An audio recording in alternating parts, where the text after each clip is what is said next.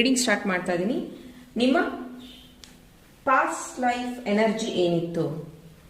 O, page of pentacles. Wow. Past ಲೈಫಲ್ಲಿ ನೀವು ತುಂಬಾ ಏನಂತಾರೆ, ಸ್ಟ್ರಗಲ್ ಅನ್ನೋದಕ್ಕಿಂತ ಡೆಡಿಕೇಶನ್ ಜಾಸ್ತಿ ಇತ್ತು ನಿಮಗೆ. ನೀವು ಯಾವುದು ಒಂದು ವರ್ಕ್ ಮಾಡ್ತಿದ್ರೋ ಅದರಲ್ಲಿ ನಿಮ್ಮ ಡೆಡಿಕೇಶನ್ ತುಂಬ ಚೆನ್ನಾಗಿತ್ತು.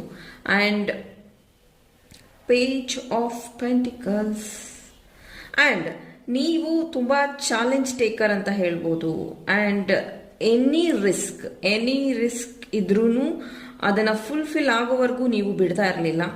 ಆ ಥರ ಒಂದು ಎನರ್ಜಿನ ನೀವು ಪಾಸ್ಟ್ ಲೈಫಿಂದ ತಗೊಂಡಿರುವಂಥದ್ದು.